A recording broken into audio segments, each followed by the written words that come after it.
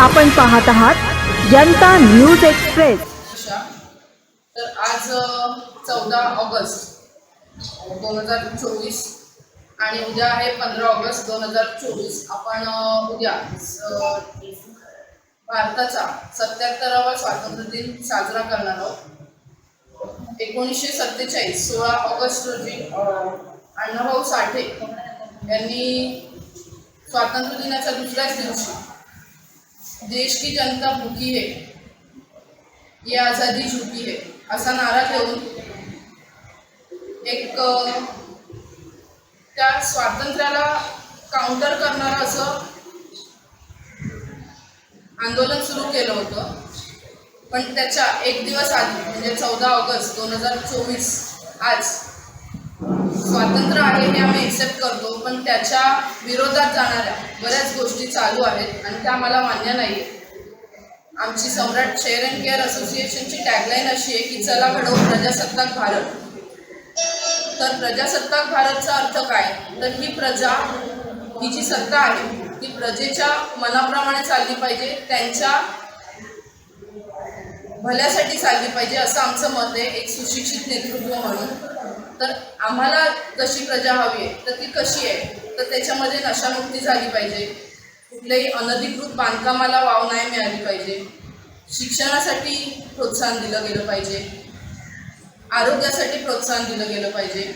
पण भायखळ्याचं बघता आम्ही महिला म्हणतो की शीतावरून भाताची परीक्षा करतो, पण भायखळ्याचं बघता तीच परिस्थिती संपूर्ण भारतात आहे असं आम्हाला वाटतं। त्याच्यामुळे अण्णाभाऊ साठेंचं जे आंदोलन होतं त्याला समांतर असं आंदोलन आम्ही 1-1.5 वर्षापूर्वी सुरू केलं। त्याच्यामध्ये बऱ्याच तक्रारी आम्ही केल्या, फक्त आम्हाला त्या गोष्टीचा त्रास होतो म्हणून आम्ही तक्रारी नाही केल्या, पण आम्हाला असं वाटतं की संविधान, कायदे, नियम हे बनवलेले आहेत ते पाळण्यासाठी बनवलेले आहेत, तर त्याप्रमाणे सगळं चाललं पाहिजे। फक्त राजकीय लोक आणि गुंडांच्या मनाप्रमाणे हे नाही चाललं पाहिजे असं आम्हाला सुशिक्षित म्हणून वाटतं। फक्त आपल्याला त्रास होतो म्हणून एखाद्या गोष्टीची तक्रार केली असं कधी झालेलं नाही आहे। जर एखादं अनधिकृत बांधकाम आहे ते मोकळ्या जागेत बांधलं गेले तर ते का बांधलं गेले, आता माझ्याकडे घर नाही आहे, मी रस्त्यात घर उभं केलं आणि तिथे जाऊन राहिले तर चालेल का लोकांना, तर ते नाही चाललं।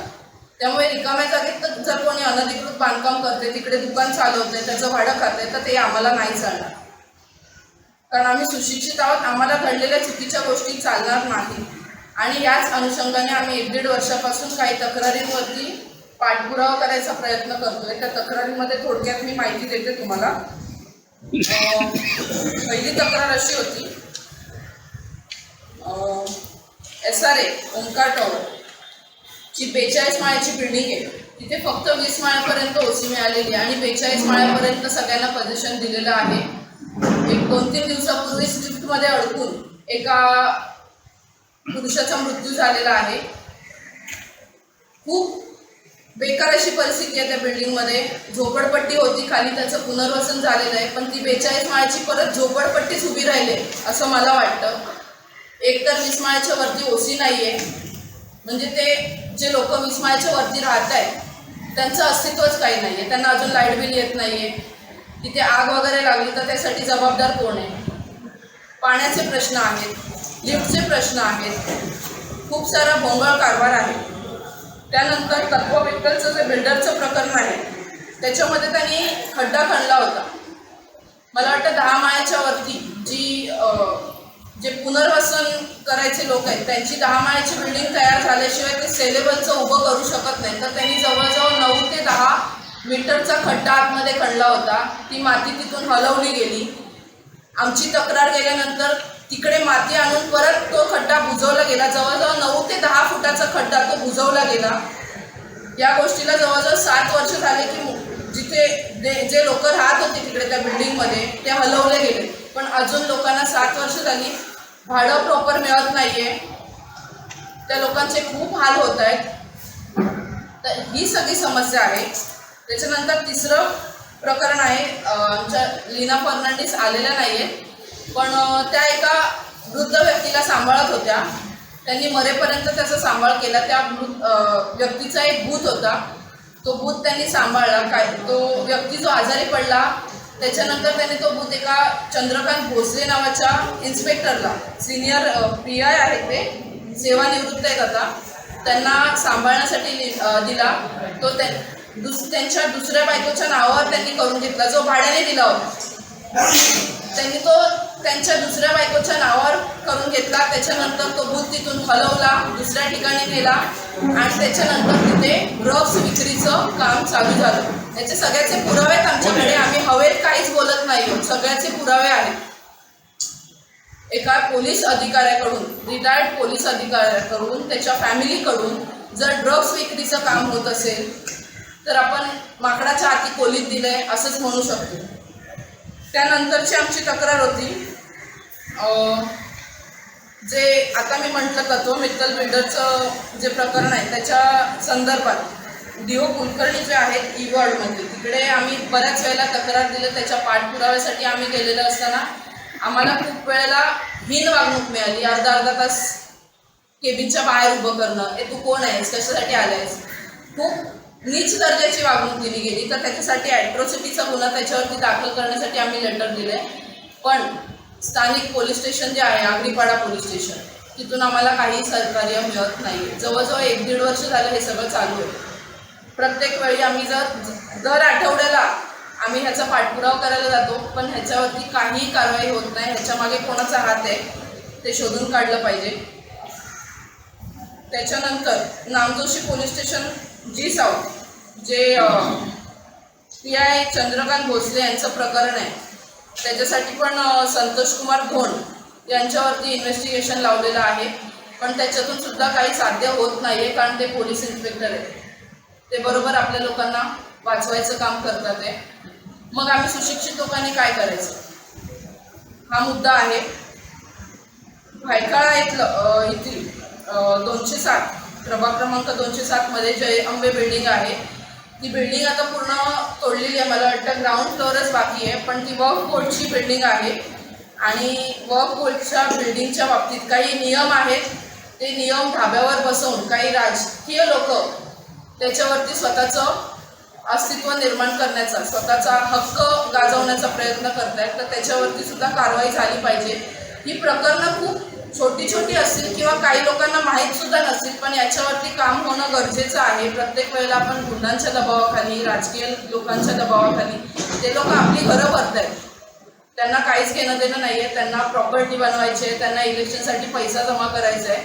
ते लोक गुंडांकडून, बिल्डरकडून पैसे काढायचंच काम करत आहेत. पण याच्यावरती कोणीतरी बोललं पाहिजे आणि 1-1.5 वर्ष तो आवाज आम्ही उठवतोय. त्याच्या पुढचा मुद्दा आहे तो अतिशय गंभीर मुद्दा आहे. भायखळा विधानसभेत एकूण 6 नगरसेवक आहेत, 1 आमदार आणि दक्षिण मुंबई खासदार यांचा जो फंड आहे त्याचा जो गैरवापर केला जातो त्याचे सगळ्याचे पुरावे आहेत आमच्याकडे. त्यांनी किती पैसा खर्च केला, किती पैसा त्यांनी दाखवला आणि किती पैसा त्यांनी स्वतःच्या खिशात घातला, त्याचे सगळ्याचे डिटेल्स आहेत आमच्याकडे. तर याच्यासाठी सुद्धा आम्ही लेटर दिले होते, पण त्याच्यावरती सुद्धा कारवाई केली जात नाही आहे. तसंच प्रभाग 207च्या ज्या नगरसेविका आहेत, म्हणजे माजी नगरसेविका, त्यांचा कार्यकाळ 2022 मध्ये संपला आहे, पण त्यांच्या जवळजवळ 5 ते 6 फाईल गायब आहे E-वॉर्डमधून. ही किती गंभीर गोष्ट आहे ही तुमच्या आमच्यासारख्यांना कळली पाहिजे. त्याच्यामुळे बाकीच्या तक्रारींवरती संतोष शुद्धे बोलतील. मी बोलायच्या आधी पहिल्यांदा त्याला 23 मायचीच परमिशन होती. त्याच्यानंतर त्याने आम्हाला खोटं बोलून त्याने 42 मायचा फॉरवर्ड केला. आम्हाला सगळी सुविधा देतो बघा, पण काही सुविधा नाही. मी स्वतः 41 मायावरती राहते. 41 मायावरती राहिल्यावर माझी OC नाही. आम्हाला फक्त 20 मायापर्यंतच OC, त्याच्यावरती OC नाही आहे. आम्हाला पाण्याचे प्रॉब्लेम आहे, पाणी येत नाही. परत माझ्या स्वतःचाच मीटर बसवलेला नाही आहे. लाईट कधीही जाते, ती सकाळी जाते, दुपारी पण जाते, रात्री 3 वाजताही जाते. दुसरी गोष्ट म्हणजे तिथे लिफ्टचे पण प्रॉब्लेम आहे. परवाच आमच्या इकडची लिफ्ट अडकली, त्याच्यामधून अर्धवट लिफ्ट अडकून लोकांना बाहेर काढण्यात आलं. आणि बाजूच्या बिल्डिंग साने गुरुजीमध्ये पण त्यांनी पोझिशन चुकीच्या पद्धतीने दिली. तिथे तर एका माणसाचा लिफ्ट अडकल्यामुळे, लाईट गेल्यामुळे मृत्यूच झाला, अटॅक येऊन. त्यांना तर जाण्याचा मार्गही दिला नाही आहे. दुकान आहे, दुकान तोडून त्याने बिल्डिंगमध्ये जायचा रस्ता दिलेला आहे. पहिला पाण्याची सोय नाही, आम्हाला 2-2 दिवस पाणी नव्हतं. आम्ही BMC मध्ये कंप्लेंट केली. BMC मध्ये कंप्लेंट केल्यावरती सुनील शिंदे साहेब आणि किशोरीताई पेडणेकर यांनी आम्हाला BMC ऑफिसमध्ये सांगितलं की 10 दिवसात 15 दिवसात पाण्याचा प्रॉब्लेम सॉल्व्ह करून देऊ. अजूनही काही पाण्याचा प्रॉब्लेम सॉल्व्ह झालेला नाही. त्याच्यानंतर राहुल नागवेकर आले, भाडा काढून देतो बोले, चेक क्लिअर करून देतो बोले, 10 दिवसात तुमचं, त्यांनी पण काही काम नाही केलं. आता रिझल्टली संदीप देशपांडे आले, मनसेचे कार्यकर्ते आहेत ते, त्यांनी पण आता आम्हाला 15 दिवसाचं आश्वासन दिलेलं आहे. बघू आता ते काय करतात ते. म्हणजे असे राजकीय लोक येतात पण काम अजून कोणाकडनं झालेलं नाही. फक्त आमचे बिल्डिंगचे जे लोक आहेत तेच फक्त धावपळ करतात ते आणि तेच धावतात. हो, ओंकार बिडकडे गेल्यावरती त्याने हात वरती केलाय की आता माझं याच्यामध्ये काहीच काम नाही. आणि आता आम्हाला रिझल्ट असं समजलं की ओंकार बिड तो प्रोजेक्ट सोडून दुसरा नाव चेंज करून दुसरा बिल्डर उचलला. ही कंप्लेंट BMC SRM मध्ये मी वारंवार जाऊन करते. BMC मध्ये पण 50 फायली गायब आहेत, जे चुकीच्या पद्धतीने पात्र झालेले, त्याचे काहीच डॉक्युमेंट नसूनही त्यांना पात्र करण्यात आलेले. म्हणजे एका माणसाच्या नावावरती 40 रूम झालेले आहेत, ते पण अनलिगल पद्धतीने झालेले. SRM मध्ये चौकशी केली तर त्याच्या फायली गायब आहेत, BMC मधून फायली गायब आहेत. एवढं मोठं तिथे भ्रष्टाचार चालू आहे. आणि गेल्यावरती तिथे ते उभेच राहत नाही, गेल्यावरती ते पळापळी करतात. SRM मध्ये गेले की SRM मध्ये इंजिनियर डिपार्टमेंट असो की AR डिपार्टमेंट असो, ते फक्त उत्तरं देतात, आज काम होईल, उद्या काम होईल, पण अजूनपर्यंत वर्ष होताना काही काम झालेलं नाही. अखिल भारतीय सेनेचं जे आम्ही हे आरोपाचे खंडन, की आमची एक व्हिडिओ रेकॉर्डिंग, आम्ही या सर्व गोष्टीला जबाबदार भायखळ्यामधील अरुण गवळी यांना पकडलं. याच्या पाठचं मी कारण सांगतो, माझ्या बायकोने आणि आम्ही जे बोललो तर ते माझे आमदार होते, माझे नगरसेवक सुनील घाटे होते, आणि त्यांच्या विभागामध्ये जर ड्रग्जचं विक्री होत असेल, त्याचा पुराव्यासकट ड्रग तिकडे पकडलं गेलं, त्याची कारवाई झाली, परंतु त्याची कारवाई पूर्ण होत नाही, अजूनही तिथे ड्रग विकला जातो. मग आम्ही तिकडे सुशिक्षित लोकांनी जबाबदार धरायचं कोणाला?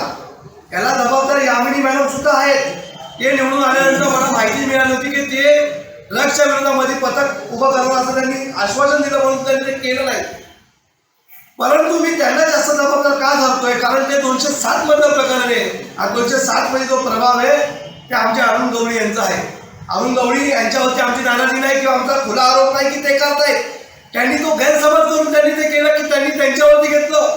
आमचं मत केलं जबाबदार कोण? माझ्या प्रत्येक व्हिडिओ तुम्ही बघा, त्याच्यामध्ये मी सांगितलं की मी सुद्धा जबाबदार आहे. बायकांमध्ये ड्रग विकला जात असेल आणि तो ड्रग एवढ्या इझिली शाळकरी विद्यार्थ्यांच्या आणि युवा लोकांच्या हातामध्ये जात असेल तर आपण सर्व जबाबदार आहोत. त्यासाठी यामिनी मॅडम असतील, सावंत साहेब असतील, नगरसेवक असतील, या सगळ्यांना वारंवार व्हिडिओच्या माध्यमातून मी अपील केलं की तुम्ही मला सांगा काय करायचंय. पण हे थांबलं गेलं पाहिजे. अनाधिकृत बांधकामामुळे जे काही दादागिरी चालले, मी आज एक गोष्ट स्पष्ट करू इच्छितो की आमच्यावरती जो आरोप आशा गवळी ज्या राष्ट्रीय सरचिटणीस अखिल भारतीय सेनेच्या, मी त्यांना जबाबदार नाही धरत, मी अरुण गवळी यांना जबाबदार नाही धरत, परंतु त्यांच्यापर्यंत जी माहिती पुरवणारी लोक आहेत, त्यांचे जे कार्यकर्ते आहेत, ते त्यांना चुकीची माहिती पुरवतात. मी या मीडियाच्या माध्यमातून त्यांना अपील करू इच्छितो की तुम्ही त्या सर्वांची पाठपुरावा करा की आमच्याबद्दल जे तुम्हाला चुकीचं सांगतायत आणि आमच्याबद्दल तुम्हाला ते भडकवतायत. तुम्ही आमच्यावरती आरोप लावला की आम्ही अनाधिकृत बांधकाम तोडून आम्ही पैसे घेतोय. मग चौकशी होऊन जाऊ द्या. हे तर बोलतोय कोणाची किती संपत्ती आहे, कोणाची काय संपत्ती आहे. माझं तर स्पष्ट मत आहे की जे नगरसेवक झाले आतापर्यंत भायखळ्यामध्ये पर्टिक्युलर 207 मध्ये वंदना गवळी असतील, सुरेखा लोखंडे असतील, त्याच्या आधीचे जे कोणी असतील, वंदना गवळीचे तर 2 ते 3 टर्म झाले. मग त्यांच्यानंतर त्यांनी नॉमिनेशन फॉर्म भरताना, निवडणुकीचा फॉर्म भरला, त्यांची प्रॉपर्टी आणि आताची प्रॉपर्टी चेक होऊन जाऊन द्या. मग काय चाललंय ते. नमस्कार, प्रजासत्ताक जनतामध्ये आपलं स्वागत आहे. प्रजासत्ताक जनताचे डिजिटल चॅनल आहे. सम्राट शेअर अँड केअर असोसिएशनच्या वतीने प्राध्यापक संतोष बाळू शिंदे, महासचिव आणि अध्यक्ष डॉक्टर मयुरी संतोष शिंदे यांची आत्ताच पत्रकार परिषद झाली. या पत्रकार परिषदेत काही ठळक महत्त्वाचे मुद्दे अधोरेखित करण्यात आले. त्यातील एक सगळ्यात महत्त्वाचा मुद्दा तो आरक्षणाचा, आणि हे आरक्षण म्हणजे अन्य इतर कोणाचेही नसून मराठा समाजाचे आहेत, ज्यांनी राज्यभरामध्ये 58 मुख मोर्चे काढून सरकारला आरक्षणाकरिता वाकविलं होतं. त्यानंतर त्यांना आरक्षण मिळालं, परंतु ते आरक्षण सुप्रीम कोर्टात काही टिकू शकलं नाही आणि त्या आरक्षणाची दर आजही राज्याच्या विविध जिल्ह्यांमध्ये कायम आहे. त्या संदर्भात आपण त्यांच्याशी संवाद साधतो. तर नमस्कार, आपलं स्वागत आहे. मराठा आरक्षणासंदर्भात तुमचं मत आहे आणि मराठा आरक्षण सरकार देण्यासाठी असा कोणता सरकारला अडथळा निर्माण होतोय की ज्यामुळे हे आरक्षण आजही भिजत उघड मराठा आरक्षणासाठी सगळ्यात महत्त्वाचा मुद्दा आणि सगळ्यात महत्त्वाची अडचण म्हणजे गेले कित्येक वर्ष जातीनिहाय जनगणनाच होत नाही. हा सगळ्यात महत्त्वाचा मुद्दा आहे जो मागे पडतोय आणि त्याच्यावरती कोणी बोलत नाही आहे. तर त्याच्यावरती सगळ्यात पहिलं बोललं गेलं पाहिजे. प्रत्येक 2011 असेल, 2021 असेल, 2001 असेल, त्याच्या आधी 1991, 81 या प्रत्येक वेळेला जातीनिहाय जनगणना जर पार पडली असती तर आतापर्यंत मराठ्यांना प्रॉपर त्यांच्या संख्येनुसार आरक्षण दिलं गेलं असतं. पण हे आतापर्यंत कधीही झालेलं नाही आहे आणि ते सगळ्यात मोठं कारण आहे जे आरक्षण मिळत नाही आहे लोकांना. मराठा आरक्षणासाठी आजही मनोज जरांगे पाटील अंतरावरील सराटी येथे तळ ठोकून आहेत. राज्याच्या विविध भागात जिल्ह्यांमध्ये त्यांचे दौरे सुरू आहेत. नाशिक येथे त्यांनी वक्तव्य केलं की भुजबळ आणि फडणवीस हे आरक्षणाच्या मुद्द्यावरती मुद्दाम चालढकल करत आहेत आणि त्यातल्या त्यात ते दंगल करतील अशी शंका त्यांनी व्यक्त केली आहे, संशय व्यक्त केले. नेमकं तुम्हाला काय वाटतं या बाबतीत? मी तुम्हाला सांगेल की जो फडणवीसचा जो मुद्दा आहे BJPचा, आर एस एसचं जे बीज आहे ते आरक्षण विरोधी आहे आणि संविधान विरोधी आहे, हे सगळ्यांना माहिती आहे.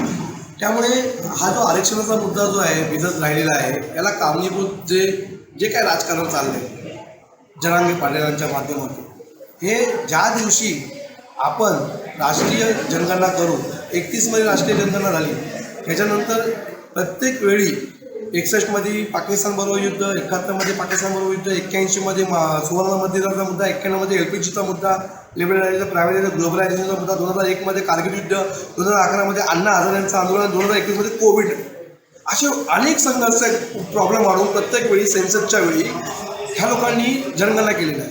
जितकी संख्या बारी उंका अधिकार. जर तुम्ही संख्याच नाही मोजत आहे, जर आपण इथे कार्यक्रम केला तर आम्हाला माहिती आहे इथे 40 पत्रक 30 पत्रकार ना त्यांची व्यवस्था आम्ही केली आणि जर समजा 100 आले तर काय होते, मॅनेजमेंट ढासळते. तर ओबीसीची संख्या 52% आहे आणि जरांगे पाटलांचा तो मुद्दा आहे की आम्हाला ओबीसी इन्क्लूड करा मराठ्यांना. जेवढे ऑल ओव्हर इंडियाचे ओबीसी आहेत, मी तर म्हणतो ज्याच्या संख्येनुसार आरक्षण आहे, लोक आहेत, जात आहेत आणि आरक्षण हे जातीच्या आधारावरती दिलं गेलं पाहिजे. आर्थिक निकषावरती आरक्षणची मागणी करणाऱ्यांचा इतिहास कमजोर आहे आणि त्यांना राजकारण करायचं आणि पैसे घ्यायचे असं वाटते मला कधी कधी. जर बाबासाहेब आंबेडकरांना, बाबासाहेबांच्या वडिलांची परिस्थिती चांगली होती, ते शिकवत होते, ते हे होते, सुभेदार होते, पण त्यांना का वर्गाच्या बाहेर बसवलं? महात्मा फुले कॉन्ट्रॅक्टर होते, त्यांची पण चांगली परिस्थिती होती, ओबीसी होती, मग त्यांना का वर्गातून बाहेर काढलं? मग जर जातीच्या नावावरती जर भेदभाव झाला तर आरक्षण आर्थिक याच्यावरती करणारे हे त्यांना लोकांनी विचारलं पाहिजे आणि त्या लोकांना जाब विचारून, तुम्हाला आरक्षणाचं कळत नसेल, आम्ही मनोज जरांगे पाटलांना सलट करतो, गरीब मराठा आहे, महाराष्ट्रामध्येच नाही प्रत्येक ठिकाणी प्रत्येक स्टेटमध्ये अप्पर लेवल 2000 ते 3000 मराठी आहेत, त्यांचा फक्त प्रोग्रेस झाला आहे. मनोज जरांगे गरीब मराठ्यांसाठी लढतात आणि त्या गरीब मराठ्यांच्या आरक्षणासाठी सम्राट शेरंकेर यांचा पाठिंबा आहे. मनोज जरांगेंनी आम्हाला भेटावं आणि सांगावं बायकांनी वरलीमध्ये आणि दक्षिण मुंबईमध्ये काय समीकरण बदलायचं आहे, आम्ही त्यांच्यासाठी पुढे येऊ. मराठ्यांसाठी आमचं नेहमी, आम्ही मराठ्या प्रत्येक आंदोलनामध्ये गेलेलो आहोत, आमच्याकडे पुरावा आहे. आणि आरक्षणाचे जनक जे आहेत छत्रपती शाहू महाराज, ते सुद्धा मराठी होते. बाबासाहेबांनी फक्त इम्प्लिमेंटेशन केलं, बाबासाहेबांनी ते कलमामध्ये आणलं. खरे आरक्षणाचे जनक छत्रपती शाहू महाराज आहे. आज त्या शाहू महाराजांनी आरक्षण दिलं, त्यांच्या समाजाची ही हालत बघून खरंच खेद वाटते. आज हे सगळ्या राजकारणी लोकांमुळे आहेत, त्यांच्यामुळे या सगळ्या गोष्टी होत आहेत. या लोकांनी आता ओळखला पाहिजे आणि योग्य उमेदवार निवडून दिला पाहिजे. तरच तुमचा आरक्षणाचा मुद्दा मनोज जरांगे पाटील सांगतील त्या पद्धतीने मी तर बोलतो त्यांनी राजकीय भूमिका घ्यावी. नाही, सम्राट शेरंकेर असोसिएशन आहे, हे काय राजकीय व्यासपीठावरती आलेलं आहे का की एक सामाजिक संस्था सामाजिक बांधिलकी म्हणून कार्य करत आहे. समाज असोसिएशन हे सामाजिक आहे, परंतु आमची राजकीय भूमिका काही ना काही असते. प्रत्येक गोष्टीला लक्षात ठेवा, बुद्धांनी सामाजिक क्रांती केली तेव्हा सम्राट अशोक राजे झाले. मग नेमका तुमचा कोणत्या राजकीय पक्षाला दोन पाठिंबा मिनटं, मला हेच सांगायचं आहे की बुद्धांनी सामाजिक क्रांती केली तेव्हा सम्राट अशोक राजे झाले. मावळ्यांनी म्हणजे संतांनी सामाजिक क्रांती केली तेव्हा छत्रपती शिवाजी महाराज राजे झाले. फुले शाहू आंबेडकरांनी सामाजिक क्रांती केली त्यामुळे आज आपण सगळे त्याचा फायदा घेतोय. आमचं पण तेच इंटेन्शन आहे. आम्ही जे फुले शाहू आंबेडकरांच्या विचाराला सॅल्यूट करणारी लोक आहेत अशा उमेदवाराला आम्ही सपोर्ट करू किंवा भविष्यामध्ये आम्ही आमचा स्वतःचा पक्ष काढू. हे तर तुम्हाला मी मगाशी बोललो. स्वतःची राजकीय पार्श्वभूमी तयार करण्यासाठी आज या ठिकाणी सम्राट हेअर अँड केअर असोसिएशन प्रयत्नशील आहे आणि त्याचाच हा एक भाग असून ते त्यांचं पुढचं पाऊल आहे असं म्हणण्यास हरकत नाही. मुंबई मराठी पत्रकार संघ येथून प्रजासत्ताक जनता दिनेश मराठी, मुंबई. धन्यवाद. अचूक बातम्या, निपक्षपाती विचार, अन्यायाविरुद्ध वाचा फोडणारे परखड विचारांचे सार्वभौम दैनिक प्रजासत्ताक जनता.